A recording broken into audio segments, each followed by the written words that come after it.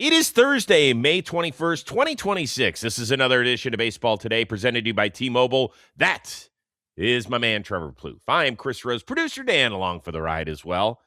Can I tell you what I did yesterday very quickly? It's baseball related. Oh, sheesh.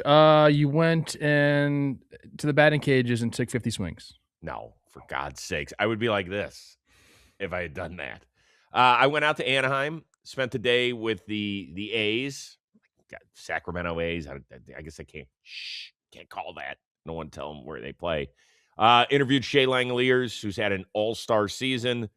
He'll be coming out next episode of Dugout Discussions. Did a really fun teammate test with them in front of an audience. There were like Severino, Ginn, Spring. They were all out there watching their teammates play. You'll have to watch next week. It was fun. But then afterward, I went and had dinner with an old buddy of mine that I had not seen in almost 30 years.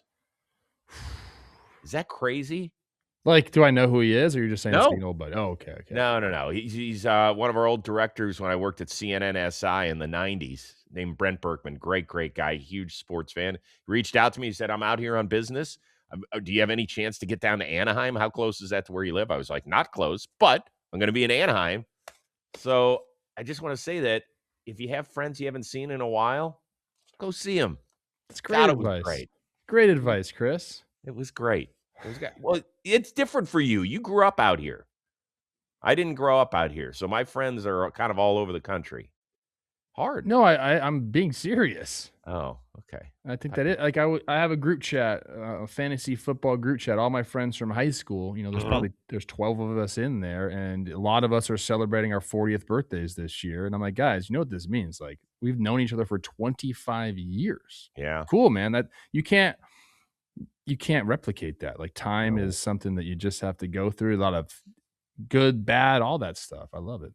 Yeah. I'm still on a group chat with my buddies from high school and Welby before that, and we're a lot older than you. I've known one guy for 50 years. Crazy. That is crazy. Yep. So, all right, let's get to our tip of the cap. Zach Thornton made his major league debut for the New York Mets. He's not their biggest prospect, but because of injury problems in their rotation, they trotted him out there. He pitched fine in his major league debut. The best part about this is that obviously his parents were there to see it, and that includes his dad, Paul, who has an amazing story. There he is, clapping, as he should, for his son's first major league strikeout. Had a tumor removed from his spine recently and had complications during the surgery, which has left him temporarily paralyzed. He has not been able to walk since that surgery. And I saw several interviews with him with Steve Gelb, who does a great job on the Mets broadcast. And this guy is as just happy-go-lucky as can be. And he was like, I can't believe it. My son is making his major league debut today. I wasn't going to miss it for the world, and this is awesome. Guy's, sitting in a wheelchair. He's got braces on his legs, and I was just like, that way, Pops, man. Way to just feel great about the things that are most important to us, even when life sometimes does throw us a little bit of a curveball. Yeah, it's great perspective, and what a way to get your mind off something that's very difficult for you, to see your son out there living his dream, something that obviously that he's been a part of as well. So yeah, that's amazing. We wish him well. You said temporarily paralyzed. I hope that is the case. Yeah, I certainly hope. Obviously medically you never know, and you can just read what you read. And so we wish him well as he continues his good fight. And it was awesome for him to be able to experience that with his bride by his side. So tip of the cap to the entire Thornton family out there. As for the rest of the world in baseball, it's time right now for Game Savers. It's powered by Amazon. Just like Amazon is ready to save the day when life indeed throws you a curveball, we're going to discuss how a guy who's won 4 MVPs might have saved the series for the 2-time defending world champion Los Angeles Dodgers. That's right. We'll lead off this program with something we like to call Show and Go. Their first loss in that fashion. And now in the finale, off we go with a towering drive on the first pitch. Did he get enough? Merrill can't get there. It's gone. First pitch of the game. The pitcher hits it out. That's a great call by Joe Davis. Throwing in the last line, the pitcher hits it out. So important because of the narrative we've heard recently about, well, let's not have Shohei hit on days that he pitches, and let's just try and keep him fresh. Well, first time back in the lineup when he's pitching, boom, he doesn't wait around. And that's usually like the spot they try to go up and get Ohtani with. And I don't think Vasquez meant to throw it up there. That's that up and in. That's a little bit too much over the plate, though. And it's just shocking for me to see him be able to go get that pitch like that up in the zone. But this is, we talk about Shohei. Yeah, give him some off days. Like, this is what he's accustomed to. Like, this is what he's used to. Mhm. This is normal to him. And it's not normal to anybody else. But, I think I love to be in on those discussions with him. Like the Dodgers and Ohtani, like what do you want to do? Like, they can't really suggest things for him because how do they know? They've never dealt with this before. They just do their best having an open line of communication. But wouldn't it be fascinating to be like, Shohei, like, all right, we want to sit you for a few games when you pitch. What do you think he said? Like, you think it was like, all right, let's try it? Well, I mean, I don't know how many. It's like when the manager comes out to visit the pitcher during a game. How many pitchers would say, "Yeah, you know what, I'm probably done." Although Mizorowski the other day did go up to Pat Murphy and said, "Hey, I think I can give you the 6, but I don't know if I've got much left." I think self-awareness is a huge part of being an athlete, particularly these days. It's not like the old days where you had to be tough and rub some spit on it and get back out there. Like these guys are so in tune with their body. But there is that ego involved too. Like, you think Shohei wants to be told, like, you're not good enough to both pitch and hit on the same day? Hell no. You still got to be tough, okay? Like, let's not take toughness out of the game of baseball. But I understand what you're saying. Yes, there's so many more markers with like what's happening with your body, and it does matter, and especially now because we just think about things differently, athletes, than we did before. Before, yeah, you'd have hey, my arm hurts. Well, why don't you get 3 or 4 beers and sit down and put some ice on it? You'll feel better, which, it works temporarily. But Ohtani's he's just something else, man. Yeah, so I think he ended up throwing 88 pitches, 5 more shutout innings, got a huge double play against Tatis, and we saw him fired up, that's the fun part about Ohtani because he's usually so damn stoic. Sometimes you'll see a reaction here and there, but look at it. You rarely get that of him off the mound. The let's go screaming. Well, Tom Brady right there. Yeah, what a big situation. And that's such a unique play. Like, showing somebody that video, I don't know, maybe like 4 or 5 years ago, you'd be like, what's going on? Mookie Betts is at shortstop. Fernando Tatis didn't just hit a grand slam. What the heck's going on? But that was my takeaway right there from that play is obviously a great pitch by Ohtani off the plate, not a good swing by Tatis, who's been basically plagued by that the entire year, hitting the ball right into the ground. But Mookie, that's not an easy play. And he's just transitioned. Like we talk so much about all the other guys on that team, and Mookie hasn't really gotten it going offensively either this year. But to be able to just like go from being a Gold Glove right fielder to being a shortstop, I feel like we should talk about that more. Well, there you go. You just did. I just did. It's amazing, Mookie. You're something. He's also something else. The Dodgers are just full of people who are just so exceptional. To put a period on Ohtani, it lowered his ERA to 0.73, which is the 6th lowest by a traditional starting pitcher in the live ball era through the first 8 starts of the year. We all remember Fernando, that are my age, 1981, 0.50, which is ridiculous. Mike Norris, who pitched for the A's, 0.52, also in 1980. Zach Greinke, a 0.6 ERA in 2009. And then Al Benton, a 0.70 in 1954, wasn't around for it. And Jacob deGrom, we all remember the amazing start he got off to in 2021 before being banged up, 0.71. Those are the only guys who had better marks than Shohei Ohtani in his 0.73. He's going to win his 5th MVP, isn't he? Yeah, he's going to. And can you win the MVP and the Cy Young? Like, will they let you do that? Well, yeah, you've seen, yes, you've seen pitchers in recent years, right? So, like, when Kershaw won the MVP, he also won the Cy Young? Yeah. Okay. Yeah, you do both. I mean, it's happened. Justin Verlander, yeah. That's insane. Dennis Shohei just, did he ever come out and say, I want to win the Cy Young this year? I know that's like the narrative. Did he like have an interview where he said that? Don't know. Dodger fans, you can drop it in the comments, or anybody else, just a baseball fan, throw it in there.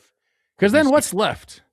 Because if he said, I want to win a Cy Young and just goes and does it, is there anything left for him to win? The Roberto Clemente Award? Has he won that yet? He's going to be all over the charitable events next year. That's my call right there.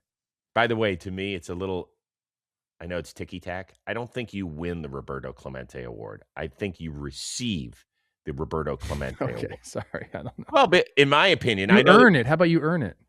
I think you can earn it. I Yeah. think you can earn it. I don't think winning something. That was when very we're talking about- ticky-tacky right there. But you calling me out like Here's that? why. Here's what. Hear me out for a second. When I think you're talking about changing your community, I don't think you win. I think that You win the award. I don't think it's winning. I hate it that they have a vote, by the way. Excuse me. I think they still allow fans to vote. What the hell are we doing here? It's not a popularity contest. That's not what it is. Somebody should be the recipient of the award. I hold it in such high regard. I do. I hold it in such high regard. All right, whatever. Let's see here. Dan wrote in our little chat, all I found was this random Dalton Rushing quote.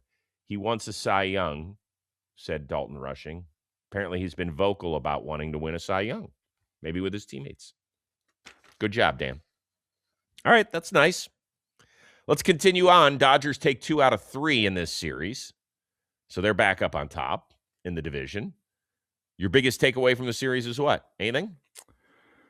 Well, the Dodgers, I don't think, and I said this even last year, they went into that series, top 2 teams in the division. The Padres have been winning games. You talk to Padres fans, like, we're not really sure how we're winning games right there. Right. Like all season long, the mainstays in our lineup haven't produced.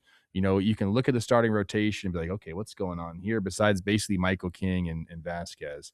We know the bullpen. So I feel like they've performed as well as they can considering the situation. The Dodgers, to me, haven't played their best baseball yet at all, and they're sitting here at 31-19. I just think when you go up and down this lineup, and we talk about the Braves right now, we're going to talk about the Rays. This is not a hot take. I never try to do that, but the Dodgers are just the best roster. They're the best roster in baseball, and I don't think it's close. That's my takeaway. Okay. Going into San Diego and winning games like that, very difficult. And they just went and did it. And again, I don't think they played their best baseball. For me, it was, and this was my mistake. I didn't put it in the show yesterday, and there were a lot of Dodger fans that said, your Dodger bias showing through again. First of all, stop. We talk more about the Dodgers than any team on this show, so stop. We talk plenty about them. But the Andy Pages at bat Tuesday night against Mason Miller was fantastic. A 9-pitch at bat, kept fouling pitch and pitch away, and ended up, this was a 4-4 game, and ended up hitting a sac fly and handing Mason Miller his first loss as a Padre. It doesn't exactly allow you to stick out your chest and say, ha, we got to Mason Miller. There was obviously an error on a pickoff attempt that was not great that kind of led to this, but that's fine. That's how you beat a great, great closer these days. But I think it shows the maturity of Andy Pages. Probably even last year, that's a 4-pitch at bat, and he's walking back to the dugout with his head down. I think we've seen the development of Andy Pages to the point where, you're never going to consider him. There's still 5 or 6 other guys you're going to talk about in that lineup before you get to Andy Pages' name, but it just shows you what this team is all built about when you get to Andy Pages and you're like, Jesus, we're going to get a guy who's hitting 30 homers. I know he had 27 last year, but remember, he did not start the last 2 games of the World Series. He did come in and make the catch of the World Series, but he didn't start, and that's because they trusted other guys. Now, I do think it's going to be fascinating, something to watch here in the next couple weeks when Kike and when Tommy Edman are eventually healthy, and I don't know the exact dates here. What is this roster going to look like? Because you're not going to replace Teo in left. You're not going to replace Kyle Tucker in right. You already kind of got a DH. It's going to be interesting to see where we go because Kike you could have put in center at times. You're not doing that now. No, probably 6th in B-WAR right now, and I'm curious, is that the longest, since Mason Miller has become Mason Miller, that's got to be the longest at bat that he's had.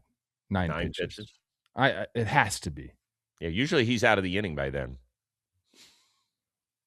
I know. It's I don't crazy. think did we talk about this is total sidebar here, but I'm doing some stuff prepping for talking baseball tomorrow, and Robbie Ray like first inning against the Diamondbacks, this week, 6 pitches in, Yeah, he had given up a grand slam. That might be the craziest stat in baseball history right there. probably. 6 pitches into the game, you gave up a grand slam. That, like, you have to really think about that one. It sounds impossible, to be honest with you. It kind of is. So I guess it's 4 pitches would be the least amount, and that'd be single, homer. Or hit by pitch. Whatever, you know what it's. I don't know. Sidebar. I got you. That's a Did we great talk one. about that? No, we didn't. Yeah. Shame on me. All right, so let us know what was your biggest takeaway in this series between two giants of the National League West, neither of whom are nicknamed the Giants, but you can give that to us. And a quick reminder, thanks to our partners at Amazon, shop Amazon, save on essentials, and save the every day. All right. Let's hear it for the Milwaukee Brewers. Or is that the Broomers? Because they swept on the north side of Chicago. Thank you very much. They now have a 1.5 lead in the National League Central, thanks to what they did. Kyle Harrison. Folks, we might be seeing him in Philadelphia in the Midsummer Classic. Continued his dominance. 11 Ks in 7 shutout innings. Crew wins at 5-zip. How shocked are you that Harrison has turned into what we are seeing in front of our face? When you really break it down, I'm not super shocked because where he ended up. First of all, you come from the Giants to Boston, which Boston, like, I don't know, they can do some things with pitchers. They're a very off-speed heavy organization. I read that they taught him his kick change, which has been a decent pitch for him. But really, he comes over to the Brewers, and what do? Almost like immediately, they move him to the first base side of the rubber. So all of a sudden now, you're getting a little bit different angle on the fastball. The slider ends up, I think he calls it a slurve. The slurve ends up playing up. This is like, I mean, if you're a pitcher, this is the spot to end up. The only thing I'll say about that is, they don't pay people, like, you're going to go somewhere else too.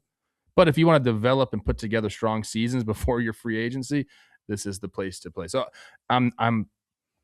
what he's done is phenomenal, and how he's pitched has been great. But I don't think you can be shocked just because of the team that he's on. I'll tell you, if you're Boston, you're really pissed. You know how many innings he threw up there? 0? No, 2. Well, 12. He got a handful of games. Yeah, but he was mostly in the minors. Yeah, because they dealt him. What was that in spring? This year, you mean in the offseason?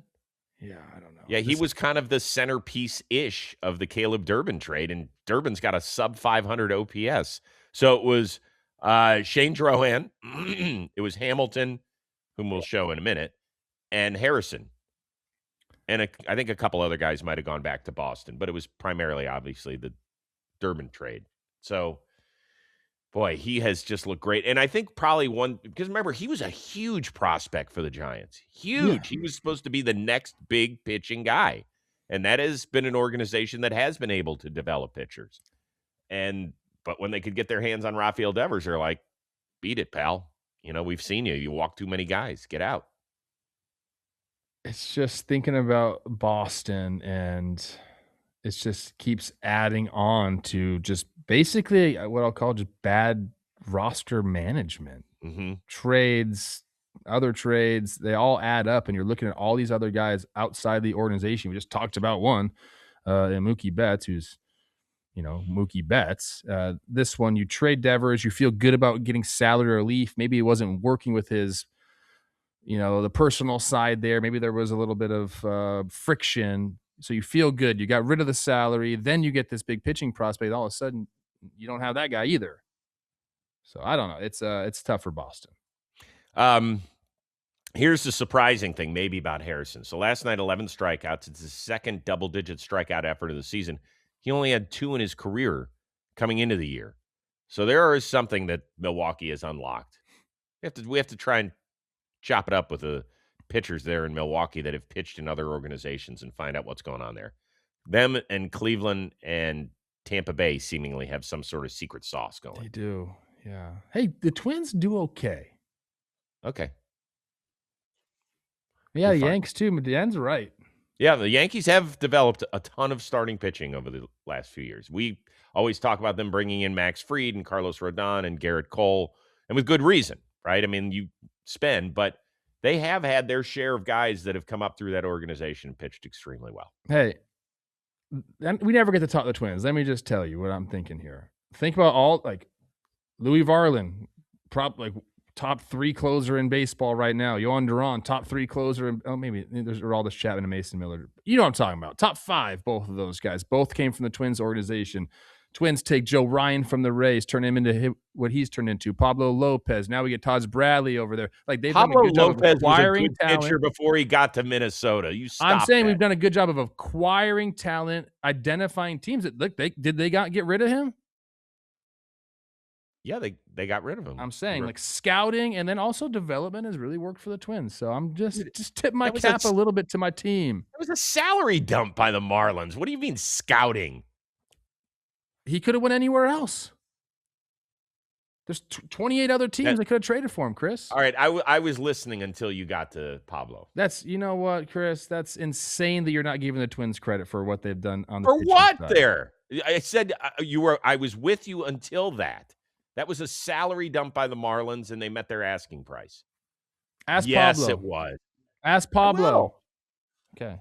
You won't because he's hurt, and you won't talk to him, but I will. I know. And I'd love to. He seems like the nicest man. You know what? I'm going to text him and say, don't you ever do an interview with Chris Rose. Okay, good. Way to be a good teammate, Trevor. Way to be a good teammate. That's crappy. God, somebody hit your Twins' sensitive bone today. What's the matter with you? Right there. I'm going to send this guy to come after you, bro. I do like him. I like him hitting softball homers. I know you're not the same guy anymore. Not the same guy anymore, but I liked it back in the day. This guy can't hit. Okay. Now let's move on to what maybe was the most interesting part of the Brewers 5-0 win up there.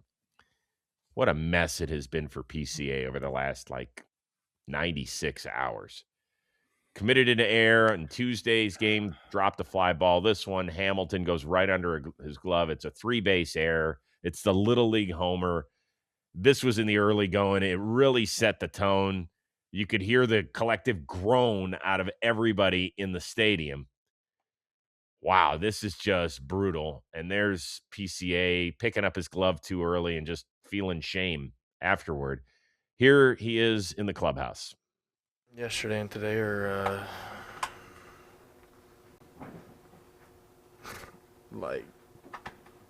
genuinely laughable.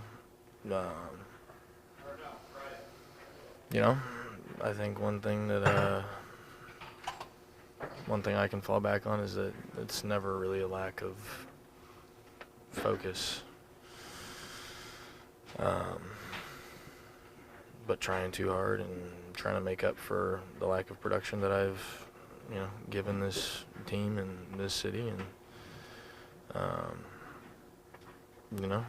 not acting how I should. And I think anything physical usually starts mental, and I think that's just what I'm showing everybody right now. So I just show up and keep pushing, but that can't happen. That kind of stuff, that just can't happen. Wow. Does he sound lost to you? That's the quietest clubhouse I've ever heard right there. Holy. And that's what happens when you get swept by your division rival. Does he sound lost? He doesn't sound lost. He sounds like, he's in a defensive rut, and he talked about, I wasn't going to say anything because it could just be a couple bad days. I don't know what he was doing picking his glove up right there. That's the grass. That ball's not going to hop up right there. It's had about 40 bounces before it got to him. That ball's not going to hop up on you. And he just, for some reason, picked his glove up. But at the end there, he said, everything physical usually starts mentally. And I think, look, everybody wants to be loved, dude. Everybody does. Even the quote unquote villains, they want to be loved too. And sometimes it can wear on you. And we talked about all the things that he's had to go through with the altercation with the fan in Chicago, the White Sox on the South Side.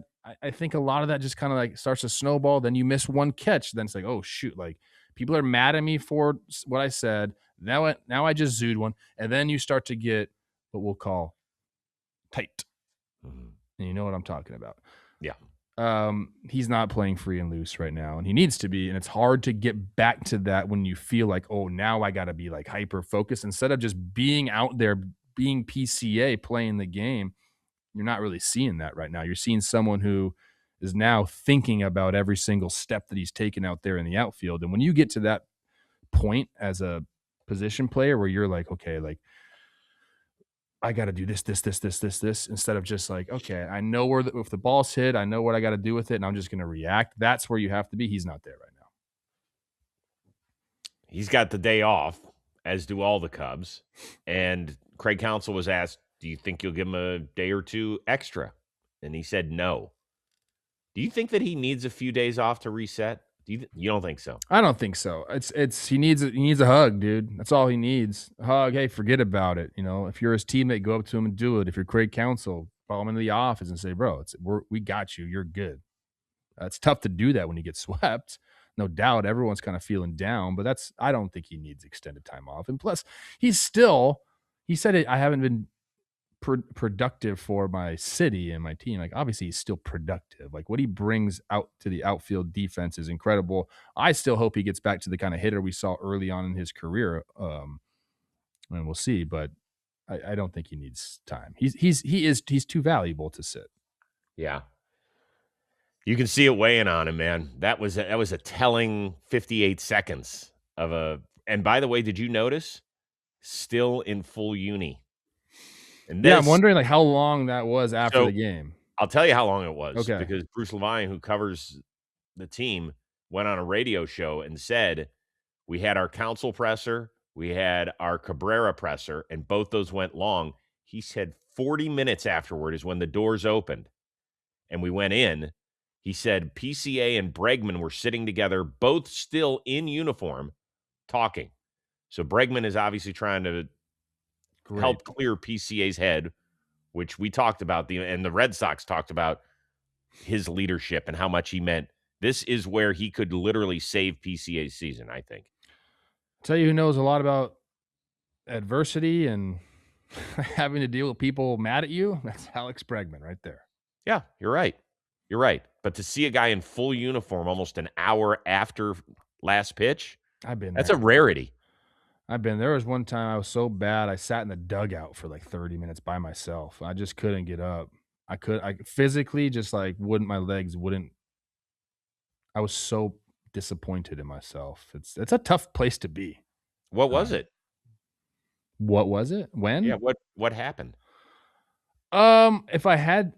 I believe it was 2016. I was dealing with oblique stuff. And then when I was back, I was just struggling and we were struggling as a team. And it's just like, dude, what is going on here? I don't know. I don't exactly know the date, but you got to get over that. Like that to me, when I look back and I'm like, you shouldn't have done that, Trev. Like get your ass in the clubhouse and like be with your team. I just sat out there on the bench. It wasn't my finest moment. I don't encourage anybody to do that. No, but sometimes you need to do that. I don't think there's anything wrong with that. Like if I look back on it, it looks selfish to me. Like if you need to be by yourself, go be by yourself, but don't like make it like a spectacle where you're sitting out there and like it's a very noticeable thing when a player. So what are you saying? It's eyewash? Yeah. I didn't think of it at the time as that. Obviously, I wasn't trying to like make a point or anything. But when you look back at it in hindsight, yeah, it is eyewash. I haven't used that word in a long time. Got played out for a while, but I'm going to bring it back. Mm-hmm. Sometimes I think when you use it sparingly, it can be good. Yeah. Huh. That's interesting. It's a tough job, man. I mean, you're handsomely paid, and there's a lot of great things about being a pro athlete, but there is nowhere to hide, brother. In baseball, like I said, it's just we know the schedule is relentless. It is relentless. Oof, it's tough. Let us know. What do you think is going to happen here? NL Central, does it feel – I know Plouffe feels like the Brewers are going to run away with it. How do you think it's going to play out? And also, do you think PCA is going to get back to the sort of player we saw in the first half where he was like an MVP-ish candidate a year ago? Remember, he was awesome. Yeah, he was great. He's He was always great. going to be a very, very productive player because of what he can do with his legs and his glove. Yeah. And look, we root for him. You know him better than I do. I love his energy. I just do. I think it's great for the sport. I get it that people in the National League Central are going to be rubbed the wrong way. Totally get that. But I do think that he's really, really good for the sport. And I think he's got some things to kind of figure out here in who he wants to be moving forward. And that's part of the learning process. And I hope he does figure it out. I root for young guys. I really do. How old is he? I think he's 24. He's a young kid. His frontal lobe isn't even developed. They should tell Dan that all the time, but he's about to turn 26. Well, Dan's got to stop banging his head against the wall. PCA is going to be fine. And we do know him. But even if I didn't know him, like, he is very good for the city of Chicago. He really is putting on for the city. Like, he says it every single interview. Like, this is for the city. Like, he so much he's talking crap about his own home city. Right. He is his new city. Like, he's for Chicago. So I think Cubs fans know that. He just turned 24 in March. All right, best record in baseball belongs to, that's right, the Tampa Bay Rays, who are busy raising again against the O's. And here's DeLuca. Runner takes off, throw down to second, not going to be in time, and another run's going to score. How about Valade racing home from third? The Rays forcing the issue, and it's now 5-3. Sounded kind of loud for day game in the Trop, didn't it? People love the Rays down there. It's difficult to get to that stadium. We know that. That's always been a problem. Yeah, I got to go over that bridge. But you go back to like those playoff games, the Longoria days, like that place can get really loud. Yeah, it's interesting. So, for those of you that haven't been keeping track, they've won 21 of their last 25. If this was virtually any other team, wouldn't we be making this an enormous deal? I mean, I think we're talking about the Rays a ton. I guess I can see your point there, where they don't really have superstars on that team, and that's usually what drives the conversation in any sports. Like, okay, let's talk about the stars. They don't really have that. I guess you can point to a Junior Caminero, and he's was big in the WBC, but I think he's not a household name in the baseball world. Maybe he should be. I think that's probably the reason. But this team is so fun to watch, and I got in an argument online yesterday about talking about the Rays' identity, because we mentioned, like, I don't know if the Yankees have an identity as much as the Rays do. People were so mad. They said, "What's that's such a silly take?" It's like, not really, because the Rays preach that, like, from the get-go, and take it from a guy who's been in the organization. It's, you are here for a reason. You just play the way that you play. We'll put you in good positions to be successful, and we are going to be menaces out there. And it's all about this, like, this bravado that they play with. And and deep down, hey, we're never going to, they don't have the superstars, but we're going to beat the superstars because we're going to put all the pieces in the right places. And like that play we just showed, like Valade double steal right there, that exemplifies who the Rays are. They take the extra base. Right now, really, you can say all those things because they are true, but really the reason they're winning these games is their starting pitching. It's been so damn good. Yeah, I'm just looking right now at their so damn good ERA. Martinez 1.51, McClanahan 2.82, Rasmussen 3.18. Griffin Jacks, who's moved into the rotation, like they're starting to stretch him out. Where'd he come from? I seem to have lost track of his trade history. 3.54, and then Steven Matz is bringing up the rear at 3.70. So it's guys from all over the place. Guys turned from relievers to starters. Nick Martinez has always been a guy that you can put either in the rotation or in the bullpen, and he has been one of the dominant offseason signings. I mentioned that. I said there are plenty of teams are going to be kicking themselves for not signing him, and the Rays are certainly happy they did. But really, it's a three-person offense, if you really think about it. You could throw Chandler Simpson in there when he gets on base, but his OPS, his on-base percentage is dipped to 321. I said I want to see it in the 360s. It's not close to that. So you're talking about 3 guys. There's 3 guys who have more than 3 homers on their team. It's Caminero, it's Aranda, and it's Yandy Diaz. And that's it. Now, we can talk about the future prospects. Do we really think that this is a World Series caliber team? The facts are facts. People don't pay attention to what goes on in Tampa Bay. They just don't. I don't know if it's because they still feel like an expansion team, even though it's been decades. They've played in a World Series, but you're just like, yeah, cute. They rebuilt the stadium after a natural disaster, and I can't name more than 3 players on their team anyway. So that's what most people feel like. And I can't tell you how to feel. Your feelings are your feelings. But most people don't give a damn, and then they look at the standings, and they're like, oh, my God, can you believe the Rays are still doing it? Yes, we can, because it's what they do for the most part.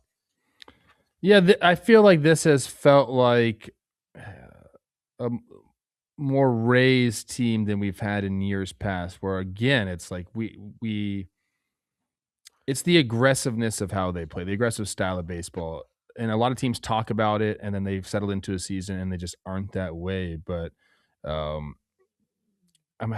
was looking it up. It's interesting to look up base running. I'm on Baseball Savant right now.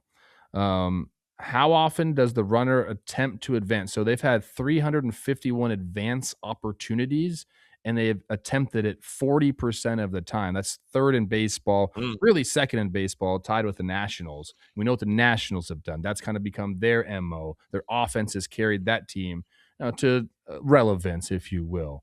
But this feels like a Rays team where they have some extremes on it, like Chandler Simpson's speed. And now, if you just look again, the pitching staff in general, but starting pitching has been great. They still have guys out of the bullpen that can get the job done. In fact, that's kind of been like their one weakness, is they haven't had an exceptional bullpen, which I think later on in the season we'll probably look back and say, okay, now the bullpen has turned it on. Yeah. I mean, the last thing is that you started the conversation with a lack of stars. And that's exactly what this is. I mean, and for years, really for much of their history, they haven't had stars. I remember in the early going, they brought in Canseco, they brought in Greg Vaughn. Fred McGriff played there. He's from Tampa, so yeah, he played there. Heck, they even brought in Lou Piniella to manage the damn place. Did you say Wade Boggs? Did not. I mean, he got his 3,000th hit as a Tampa Bay Ray. Once again, another Florida guy. And yeah, I mean, but then they started drafting great, right? They got Longoria, they get David Price as the first pick, and then so those guys had some cachet and some star to them, no question. Absolutely, yeah. But this team most people could not name Grant Balfour out of the pen.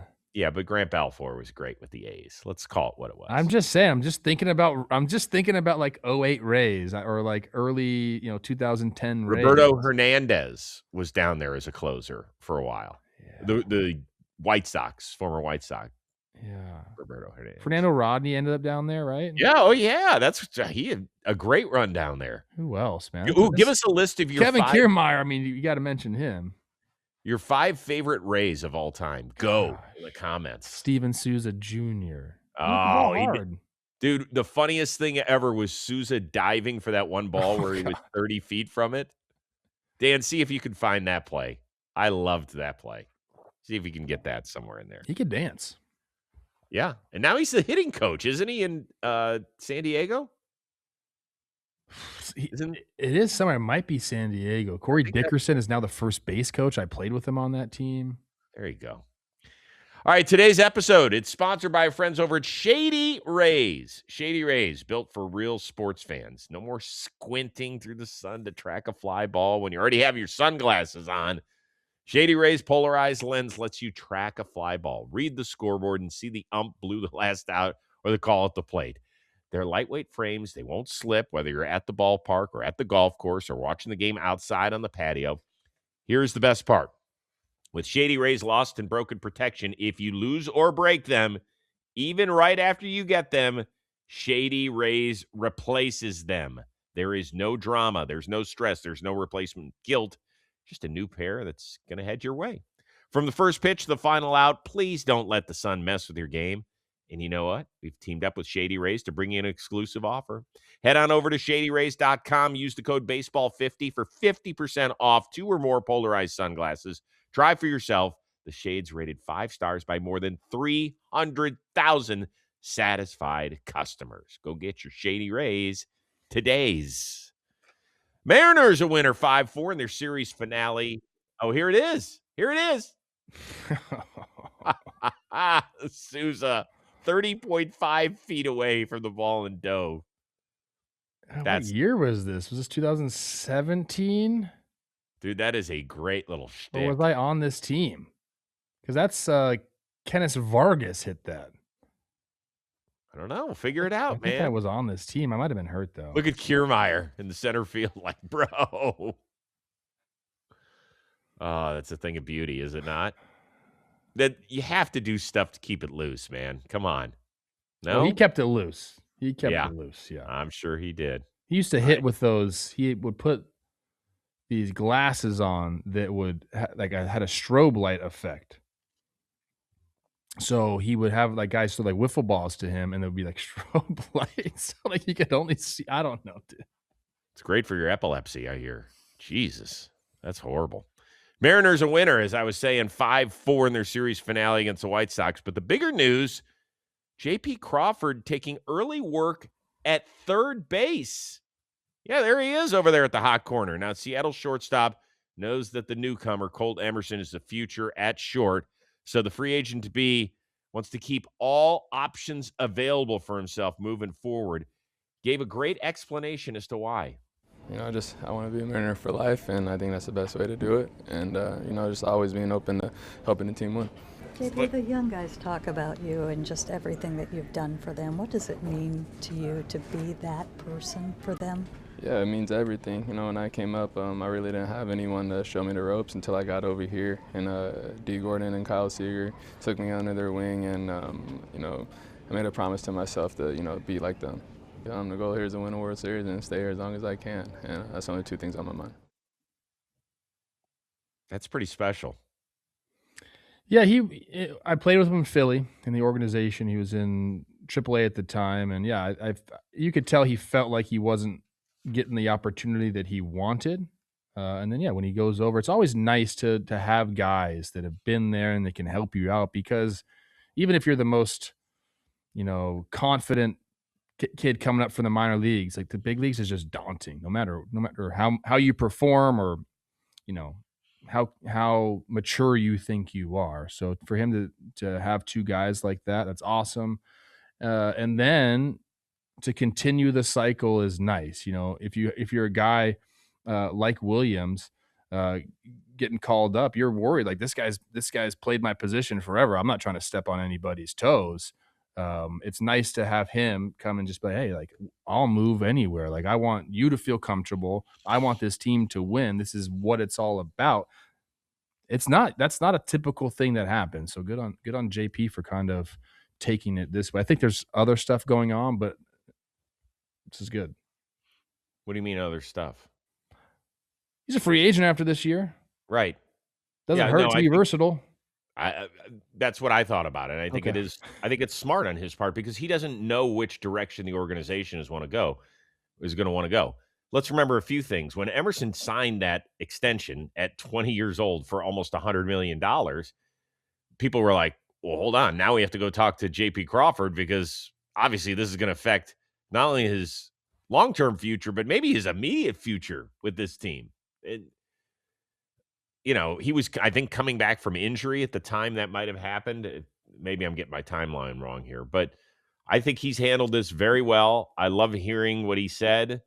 I am curious to see what the future holds for him in Seattle because he's not going to play second or short because that belongs to the Colt or Cole and Colt.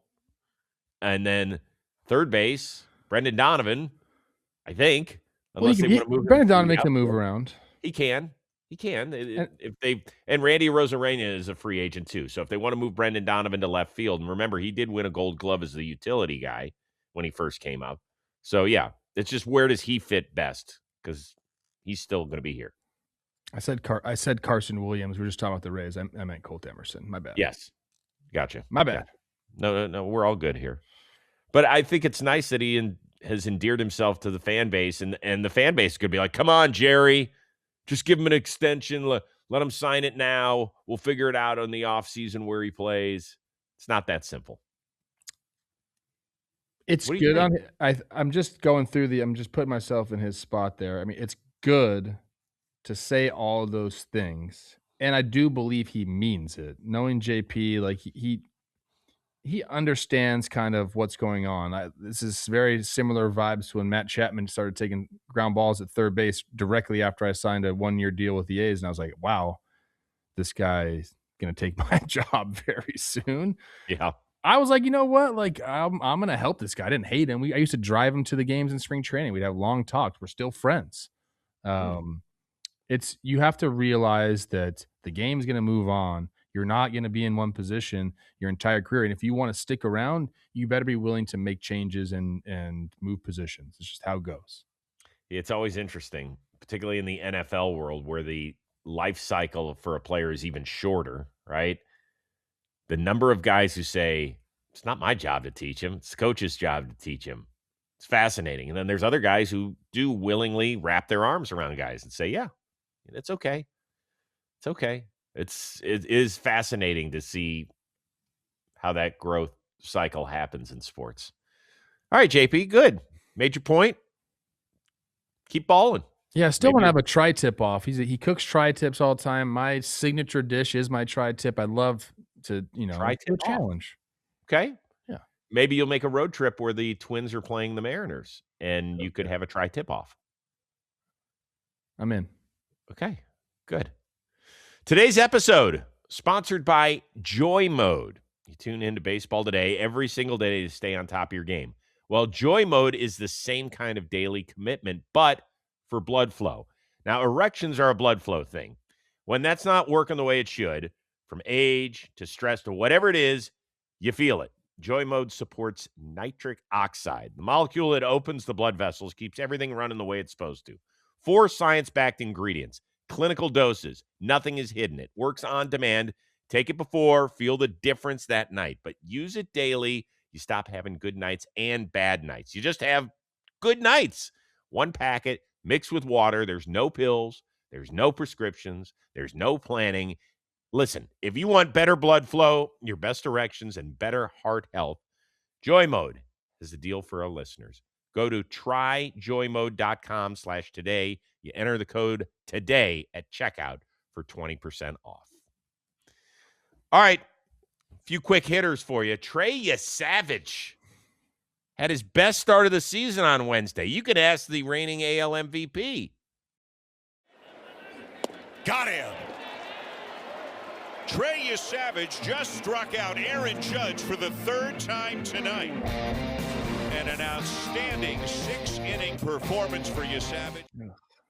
Oh, man. Judge ended up striking out 4 times in that game. In the meantime, Savage, the right-hander, outdueled Cam Schlittler in the Jays' 2-1 win. Wouldn't a Savage, Cease, Gossman wild card rotation be scary for the rest of the AL if they could get their shit together? Yes. Is that the question? It is. Yeah. Is it? Yeah. But how far could it take them if they do end up getting in? I mean, they went to the World Series last year with, I guess Cease wasn't there, so add No, he Cease. wasn't. So yeah, I mean they can win the whole dang thing, Chris. This is a very I know they haven't started the season off well, but this team, if the offense can get rolling a little bit, yeah, they have the starting pitching to do it. They found their closer. I don't know what Hoffman's been pitching in a bunch of different situations, but he ain't closing anymore. Nope.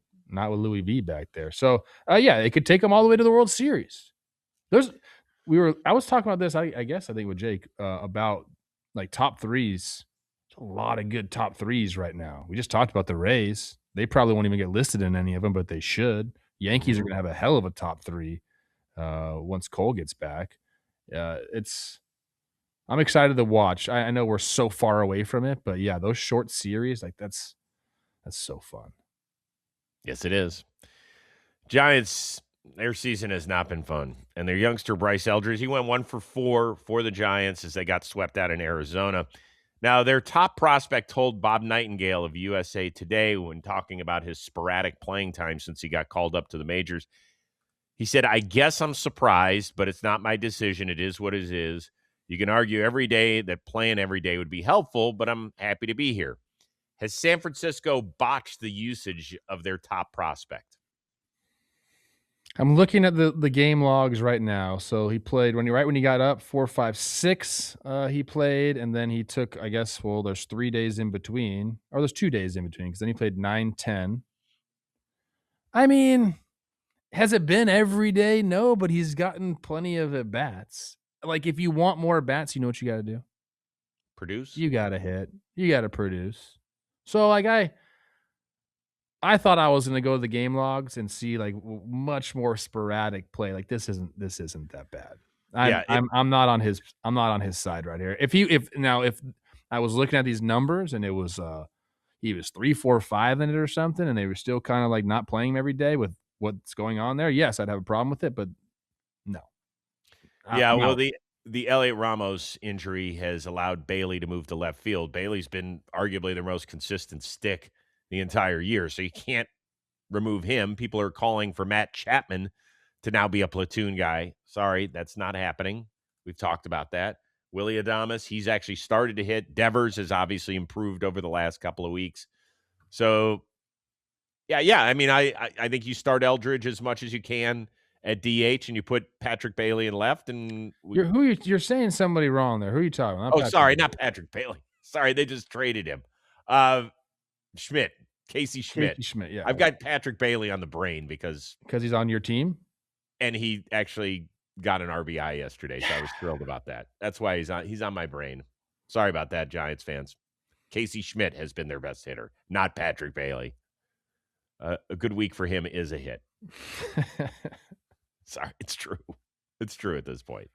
So Rose on the play, but yes, we both have been saying wrong names today. Anything else we didn't do? You know, there's a lot of names in baseball at any given moment. How many are there? 700 and 800. 800 on the dot? Almost 800. I think it's 776. Yeah, I was just going to do the math. It's 750 plus 780. Yeah, 780. That should be, it's 26 times 30, right? Yes. That's 780? I think so.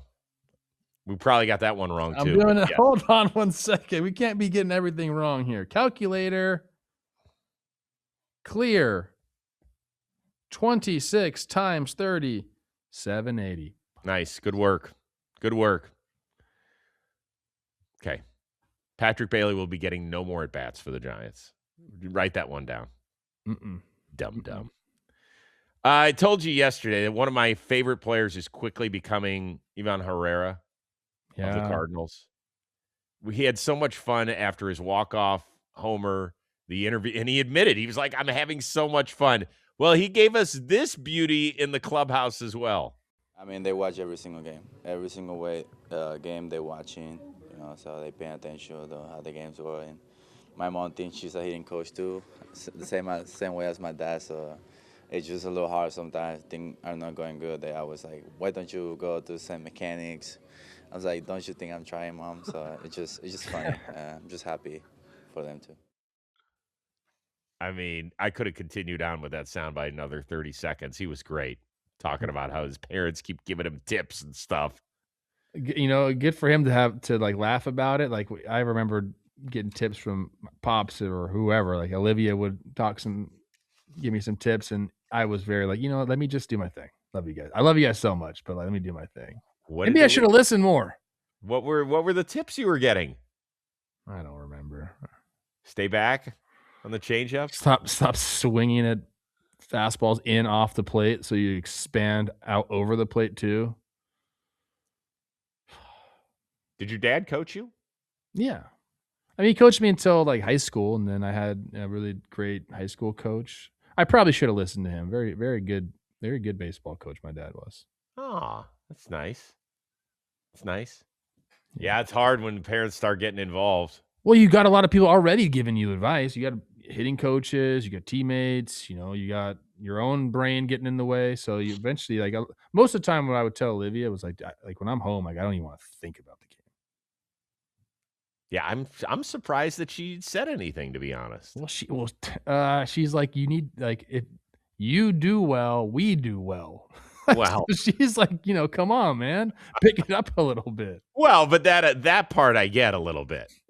She's invested, man, and she's great. She did everything in her power to make sure that I played as well as possible. It's great.